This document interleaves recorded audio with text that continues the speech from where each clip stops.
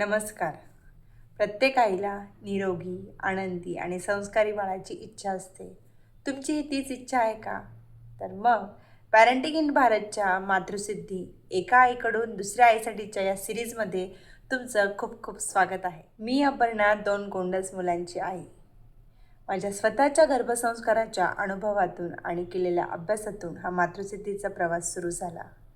मातृसिद्धीच्या संपूर्ण सिरीजमध्ये आपण भारतीय गर्भसंस्कार, त्यामागचं विज्ञान, गर्भसंवाद, आईचा आहार, आईने प्रेग्नन्सीमध्ये कोणत्या ॲक्टिव्हिटीज कराव्या, त्याचबरोबर आईने आत्मविश्वासू, प्रेमळ, आनंदी कसं राहावं यासारख्या अनेक गोष्टी आपण या संपूर्ण प्रवासात बघणार आहोत. कारण मातृसिद्धी ही फक्त माहितीची सिरीज नसणार आहे. यामध्ये तुम्हाला फक्त गर्भसंस्काराची माहिती नाही मिळणार, तर तुम्हाला प्रत्येक व्हिडिओच्या शेवटी एक छोटीशी ॲक्टिव्हिटी मिळणार आहे, जी केल्यामुळे तुम्हालाही असं फील होईल की तुम्ही तुमच्या बाळावरती गर्भसंस्कार करत आहात आणि एक आनंदी आत्मविश्वासू आई बनत आहात. त्यामुळे व्हिडिओ शेवटपर्यंत बघा आणि चॅनलवर नवीन असाल तर चॅनलला लगेच सबस्क्राईब करा. सगळ्यात आधी आजचा प्रश्न, तुम्ही तुमच्या पोटातील बाळाशी बोलता का?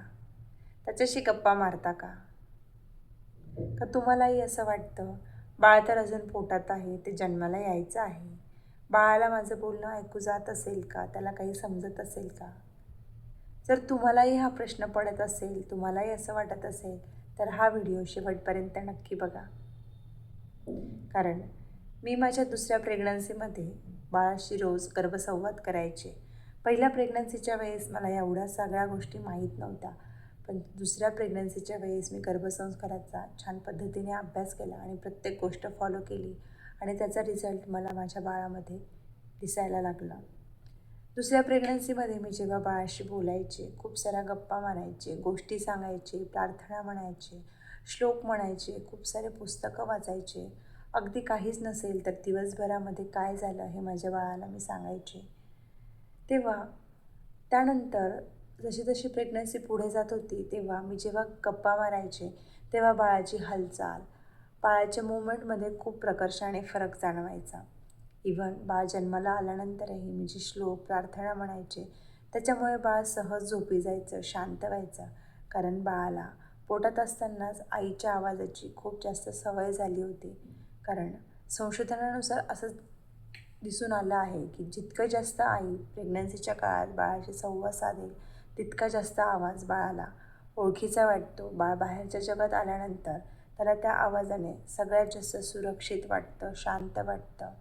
कारण आईने त्या काळामध्ये बाळाशी तो संवाद साधलेला होता. आईचा आवाज बाळाला ओळखीचा झालेला होता. आता आपण यामागचं सायन्स बघूया. तर यामागे सायन्स काय? तर सुरुवातीच्या काळात म्हणजे प्रेग्नन्सीच्या सुरुवातीच्या आठवड्यामध्ये, सुरुवातीच्या काही महिन्यांमध्ये बाळाचं कान तयार होत असतं आणि मग 5व्या महिन्यामध्ये बाळ बाहेरच्या आवाजाला प्रतिसाद द्यायला लागतं. 6व्या महिन्यामध्ये त्याची ऐकण्याची जी प्रक्रिया आहे, ऐकण्याची क्षमता आहे, ती जास्त विकसित होते. म्हणजेच काय, तर बाळाला आईचा आवाज, आईच्या हृदयाचे ठोके, बाहेरचे काही आवाज ऐकू यायला लागतात.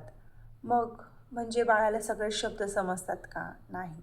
पण बाळाला आईच्या भावना, आईचा आवाज, आईचे इमोशन समजायला लागतात. ती मोठ्याने जर बोलत असेल तर ते बाळाला समजतं. ती रागाने बोलत असेल तर बाळाला भीती वाटते किंवा बाळाला काहीतरी अनइझी वाटतं. ती जर प्रेमाने बोलत असेल तर बाळाला आनंदी वाटतं, बाळ सेफ फील करतं. म्हणूनच या काळामध्ये तज्ज्ञ असं सांगतात की आईने 5व्या महिन्यापासून 6व्या महिन्यापासून स्वतःला शांत ठेवावं, प्रेमाने बोलावं आणि जितकं होईल तितकं सकारात्मक वातावरण ठेवावं, कारण त्याचा परिणाम बाळावर होत असतो. जर तुमचा 5वा-6वा महिना चालू असेल तर हा काळ तुमच्या बाळाच्या ऐकण्याच्या विकासासाठी खूप महत्त्वाचा आहे. या काळात तुम्ही जाणीवपूर्वक, आनंदाने, प्रेमाने बाळाशी संवाद साधा, शांततेने बोला, घरात शक्यतो सकारात्मक वातावरण ठेवा. आणि जर तुमचा पहिला, दुसरा, तिसरा महिना असेल तरीही काळजी नको. पण आतापासूनच बाळाशी प्रेमाने बोलण्याची सवय करा. आईने शांतपणे बोलण्याची, प्रेमाने बोलण्याची सवय केली तर पुढे जाऊन 5व्या-6व्या महिन्यामध्ये तिला सगळं इझी जाईल. कारण तिला बाळाशी काय बोलायचं, कसं बोलायचं याची सवय झाल्यामुळे ती सहज बाळाशी गर्भसंवाद साधेल आणि तिला बाळाची हालचाल खूप छान पद्धतीने फील करायला मिळेल. चला तर आता आपण आजची ॲक्टिव्हिटी बघूया. आजची ॲक्टिव्हिटी खूप सोपी आहे.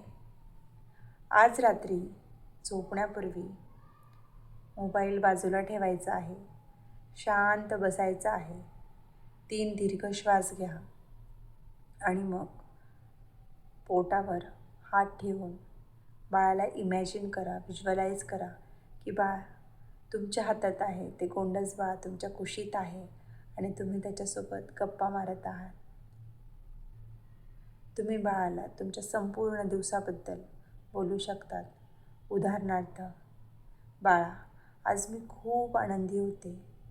तुझ्या येण्याच्या चाहुलीने मी खूप उत्साही असते. मला काय करू आणि काय नाही असं होतं.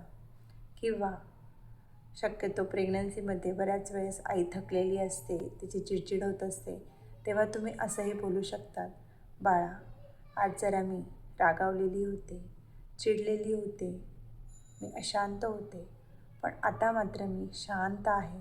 आता मी फक्त तुझाच विचार करत आहे. मी तुझ्या येण्याची खूप आतुरतेने वाट बघत आहे.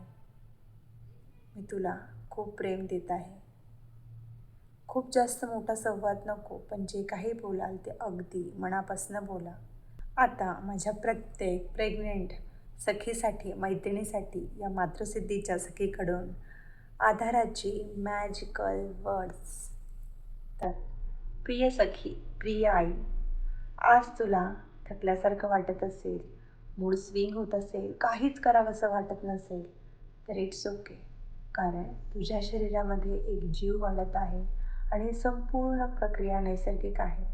त्यामुळे स्वतःला दोष देऊ नको, गिल्टी फील करून घेऊ नको, कारण हे सगळं नैसर्गिक आहे.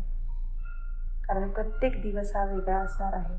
कधी तुला खूप आनंदी, उत्साही वाटेल, तर कधी अगदी मरगळल्यासारखं, थकल्यासारखं वाटेल.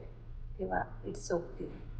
एका दिवशी, एका वेळी थोडंसं पुढे जा आणि स्वतःला एकटं समजू नको, कारण तुझ्या संपूर्ण प्रवासात तुझी ही मातृसिद्धीची सखी तुझ्यासोबत असणार आहे. जर तुम्हाला अशाच वैज्ञानिक माहितीवर आधारित सोप्या गर्भसंस्काराच्या ॲक्टिव्हिटी करायच्या असतील तर आत्ताच पॅरेंटिंग इन भारतला सबस्क्राईब करा आणि तुमच्या माहितीत असलेल्या गरोदर स्त्रियांना हा व्हिडिओ शेअर करा. त्याचबरोबर तुम्हाला दररोजच्या टिप्स आणि अपडेट्ससाठी इंस्टाग्रामवरील पॅरेंटिंग इन भारतला फॉलो करायचं आहे. त्याचबरोबर मातृसिद्धी व्हॉट्सअप कम्युनिटीसाठी जर तुम्हाला जॉईन व्हायचं असेल तर डिस्क्रिप्शनमध्ये मी लिंक दिलेली आहे. त्यावर तुम्हाला अफर्मेशन्स, छोट्या टिप्स मिळतील. आणि आज कमेंटमध्ये मला नक्कीच सांगा, तुमचा प्रेग्नन्सीचा कितवा महिना चालू आहे. पुढच्या एपिसोडमध्ये आपण बघणार आहोत गर्भसंवाद म्हणजे नेमकं काय, बाळाशी कसा संवाद साधायचा. तोपर्यंत स्वतःची आणि बाळाची काळजी घ्या, हसत राहा. कारण मातृसिद्धी म्हणजे फक्त परफेक्ट आई बनण्याचा प्रवास नाही, तर एक सजग, प्रेमळ आणि आत्मविश्वासू आई बनण्याचा प्रवास आहे. धन्यवाद. भेटूया पुढच्या व्हिडिओमध्ये.